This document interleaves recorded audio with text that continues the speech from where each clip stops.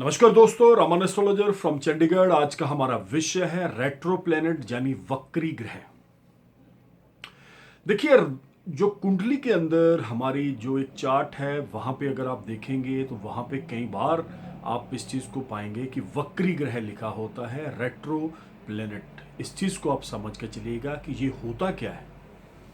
अब हम बात कर रहे हैं वक्री ग्रह के बारे में। देखिए, वक्री क्या है? उल्टा चलना, उल्टी दिशा में ये प्लेनेट चल पड़ता है। मोस्टली सूर्य, चंद्र, मंगल, बुध, बृहस्पति, शुक्र, शनि व राहु, ये 9 प्लैनेट्स हैं हमारी कुंडली के अंदर।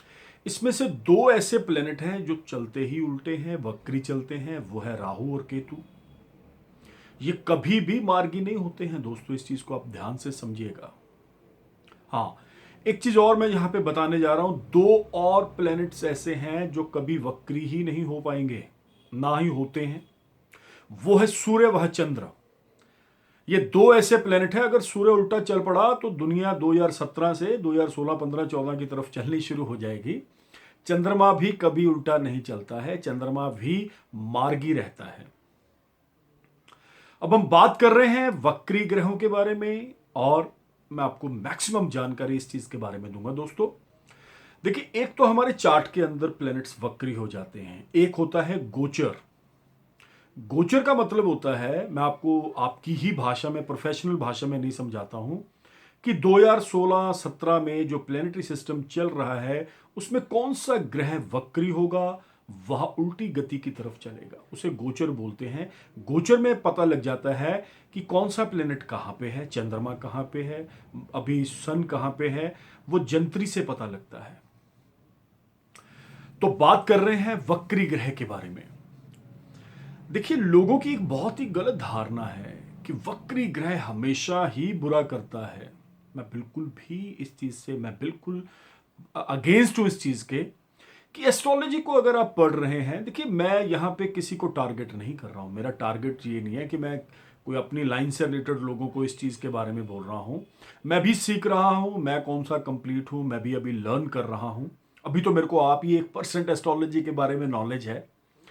जितना भी ज्ञान है मैं कोशिश करता हूं, ये डीप समुद्र है, इसके अंदर जितना जाएंगे कुछ ना कुछ प्राप्त होता चला जाएगा। बात कर रहे हैं उल्टे ग्रहों की, वक्री ग्रहों की।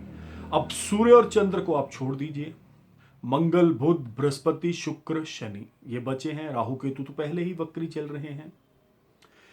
देखिए, जब कुंडली के अंदर महादशा लग जाती है वक्री ग्रह की, तो देखना पड़ता है कि वो कौन से नक्षत्र में बैठा है, उसकी डिग्रियां क्या है, अवस्थाएं कौन सी है, क्या वो बाल अवस्था में है, युवा में है या वृद्ध अवस्था में है।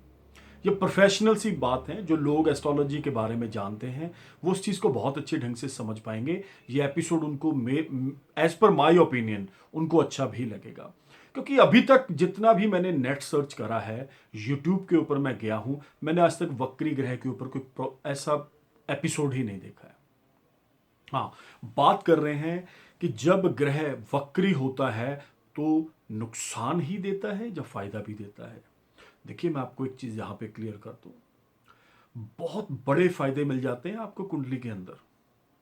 जा आप ये हैरान हो जाएंगे, कई बार वक्री ग्रह आपको इतना फायदा दे जाता है जितना मार्गी भी नहीं दे पाता है। लेकिन कौन से बॉक्स में वो बैठा है, कौन सी, उसका नक्षत्र कौन सा है, अवस्थाएं कौन सी हैं, देखिए ये देखना पड़ता है। ये कुंडली के विश्लेषण से ही सारी चीजें बाहर आती हैं, ऐसे बिल्कुल भी नहीं है। गोचर में कई बार मैं हैरान हो जाता हूं कि लोग जो हमारी लाइन से रिलेटेड हैं वो ये बोल देते हैं कि बृहस्पति वक्री हो चुका है या शनि वक्री है, अब बहुत नुकसान हो जाएगा, अब तो ये हो जाएगा, अब तो वो हो जाएगा। भैया, हमारा काम डराना बिल्कुल नहीं है, मैं पहले आपको क्लियर कर दूं। मैं अधर्म बिल्कुल भी नहीं करता हूं। मैंने धर्म के साथ जुड़ना है, लोगों को जोड़ना है। हमारा धर्म ज्योतिष है। मैं आपको पहले क्लियर कर रहा हूं, प्लेनेटरी सिस्टम जो है बहुत बलवान है। भ्रम में, वहम में, गलत भ्रांतियों में, गलत चीजें ना मैं मुंह से बोलता हूं, ना मैं चाहता हूं कि आप उन चीजों के ऊपर विश्वास करें। अभी बात कर रहे हैं वक्री ग्रह की। मैंने आपको बता दिया है कौन से ग्रह वक्री हो सकते हैं, कौन से मार्गी हैं, वह कौन से वक्री नहीं हो सकते हैं। अगर आप कुंडली का विश्लेषण मेरे से करवाना चाह रहे हैं तो नीचे स्क्रीन पे दोस्तों मेरा नंबर आ रहा है और आप मेरे को कॉल करके मेरे ऑफिस भी आ सकते हैं। वह फोन पर अपॉइंटमेंट लेके मेरे से फोन पर बात भी कर सकते हैं। अगर आपकी कोई एस्ट्रोलॉजी से रिलेटेड कोई भ्रांतियां हैं, कोई भ्रम है, तो कोशिश करें, मैं उन सबको दूर करूंगा। इस चैनल को मैक्सिमम दोस्तों सब्सक्राइब करें, लाइक्स करें, शेयर करें, कमेंट्स करें, ताकि हमारा हौसला बढ़े। बहुत जल्द मिलते हैं एक नए एपिसोड में, नई चीज के नए विषय के बारे में मैं आपको जानकारी दूंगा। तब तक के लिए नमस्कार, धन्यवाद।